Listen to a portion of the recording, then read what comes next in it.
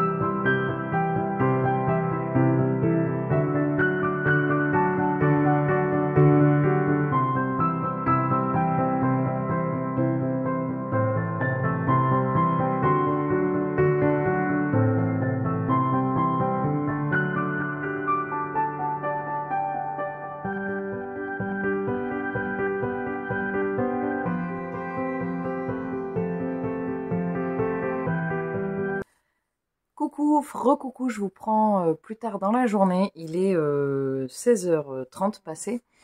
J'ai eu une matinée et un début de journée qui a été assez fatigant parce que comme je vous ai dit tout à l'heure, quand je vous ai pris vite fait, j'ai eu 3 concerts importants, dont le dernier était en extérieur et les instruments, les cuivres étaient gelés. C'était un peu compliqué, mais bon, voilà, c'est un ensemble avec lequel on rigole beaucoup, donc c'est surtout le principal. J'ai choisi, je savais pas si j'allais avoir la motive de choisir cette thématique, et en fait si. J'ai choisi comme thématique de vous montrer mon stash. Alors mon stash, c'est mon stock de laine. Je vous montre pas tout mon stock de laine puisque je vais juste vous montrer ce que j'ai actuellement en écheveau. D'ailleurs, je viens de penser à un truc. Je viens d'en récupérer une qui est en bobine mais qui était en écheveau et que j'ai mis en pelote, mais je vais quand même vous la montrer. Je vais vous dire quand est-ce que je les ai achetés à peu près et si j'ai prévu ou non un projet. Donc il y a celui-ci, c'est le premier qui est en bobine comme ça, c'est du Louise Robert. C'est de la laine, je crois qu'elle s'appelle Poséidon, un truc comme ça. Je cherchais une laine qui se rapprochait du plumage du paon. Et c'est assez ça. C'est un vert. Alors moi, le vert, c'est pas forcément une couleur qui me va, mais là, on est sur un vert foncé, donc ça devrait aller. Je suis coiffée comme un plumeau. Et oui, parce que je suis fatiguée, c'est la fin de la journée.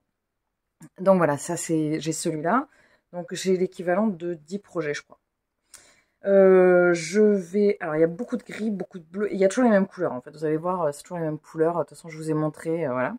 Je vous montre pas ce qui est en pelote, donc tout ce que j'ai appris à Fontis cette année ou que j'avais encore de l'année dernière, et après j'ai plein de pelotes individuelles ou des écheveaux individuels que je vous montre pas parce qu'ils viennent compléter des projets, ou ils viendront compléter des projets.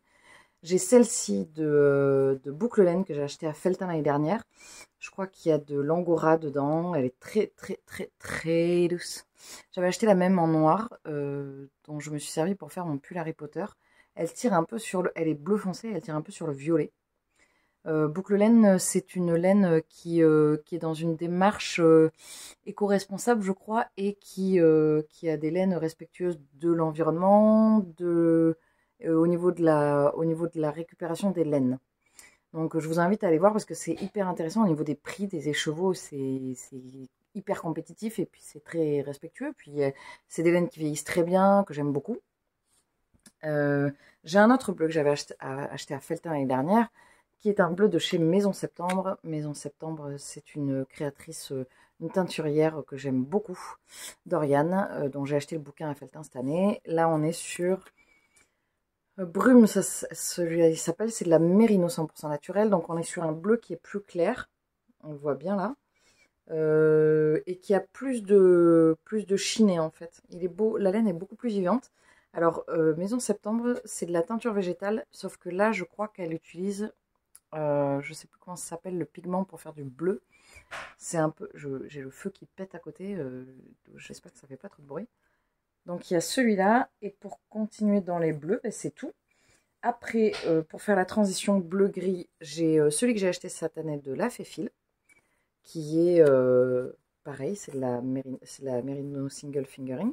Sauf que celle-là, elle a des speckles turquoise et elle a des speckles roses. Donc là, ça c'est une laine.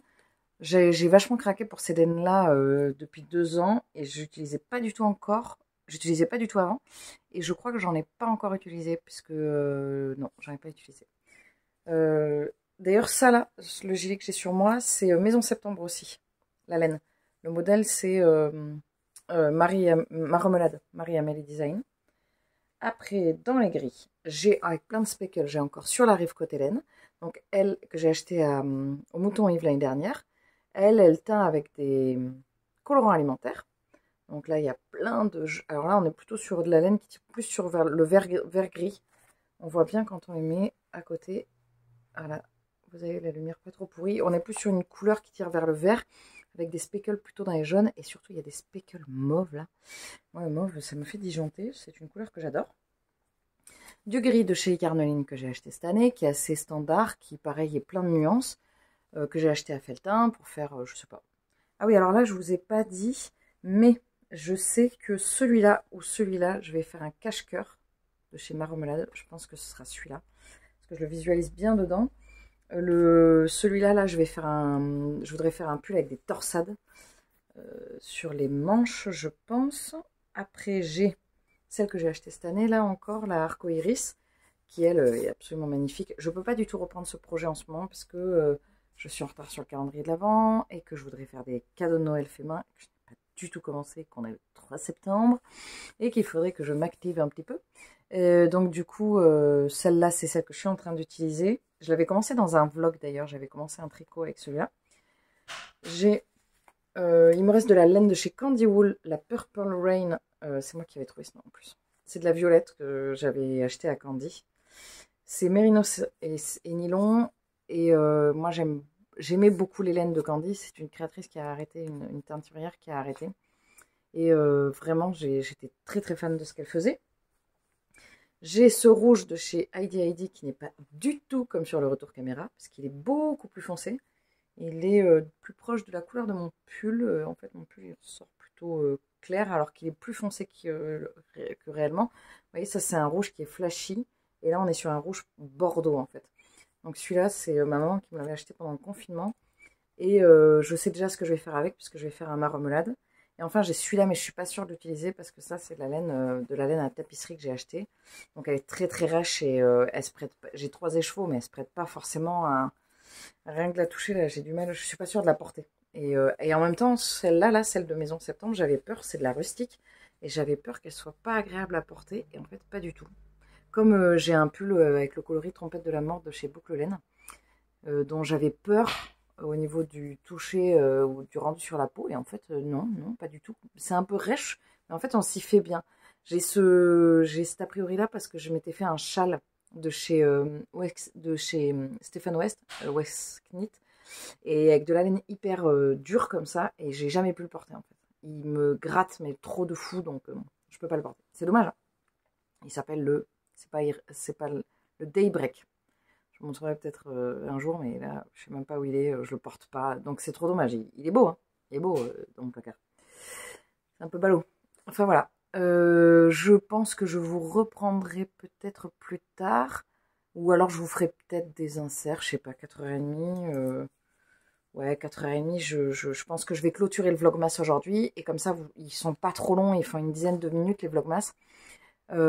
Parce que sinon, après, j'ai du mal. Après, il faut encore que je fasse le montage, que je le mette en ligne. Et puis après, surtout, j'ai du mal à couper et j'ai quand même besoin d'avoir des moments où je coupe dans la journée. Donc, je vais arrêter le vlogmas aujourd'hui.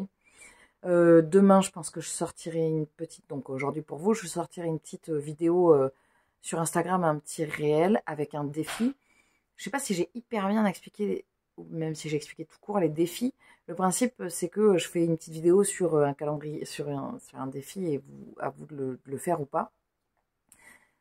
Sachant que le défi que je vais lancer demain, moi je le ferai pas demain parce que j'ai un tricoté, mais je vais pas vous dire ce que c'est. Je vais vous inviter à aller voir sur mon réel qu'est-ce que ce sera pour pas vous gâcher la surprise.